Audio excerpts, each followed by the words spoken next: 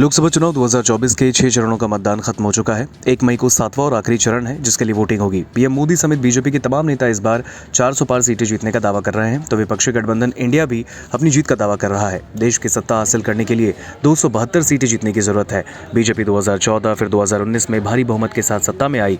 भारत में लोकतंत्र चुनाव में बहुमत हासिल करने का रास्ता कुछ राज्यों से होकर जाता है। इसमें उत्तर प्रदेश, बिहार जैसे राज्य शामिल हैं। आखिर देश में सरकार बनाने के लिए बहुमत का गणित क्या है? क्या मोदी देश के पहले प्रधानमंत्री नेहरू के रिकॉर्ड की बराबरी कर पाएंगे? आइए इस रिपोर्ट में हम आपको विस्तार से समझाते हैं।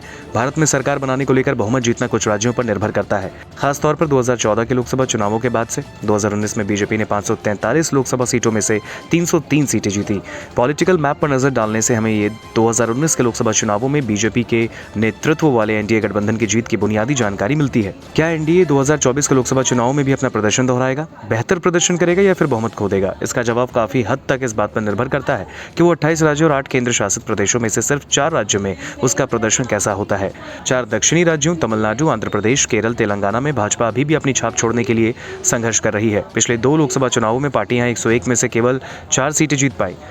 हालांकि इस बार बीजेपी को अपनी सीटों की संख्या में बढ़त होने की संभावना है, मुख्य रूप से तेलंगाना में, लेकिन इसका पूरे देश के चुनावी तस्वीर पर बहुत ज्यादा असर पड़ने की संभावना नहीं। उत्तर प्रदेश में बीजेपी बहुत ही मजबूत स्थिति में दिख रही है, जैसा कि जमीनी रिपोर्ट से पता चलता है। इस बार समाजवादी पार्टी और बहुजन समाज पार्टी अलग अलग लड़ रही है, जैसे 2014 में थी।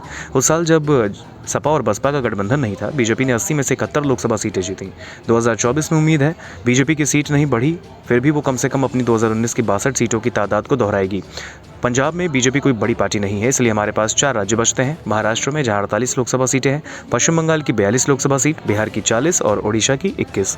2019 के लोकसभा चुनाव में बीजेपी ने कुल 151 सीटों में से 66 सीटें जीती, लेकिन इस बार महाराष्ट्र में 2 शिवसेना और 2 एनसीपी हैं। कोई भी निश्चित रूप से नहीं कह सकता कि महाराष्ट्र की ये उलझन लोकसभा चुनावों में भाजपा को फायदा पहुंचाएगी या नुकसान।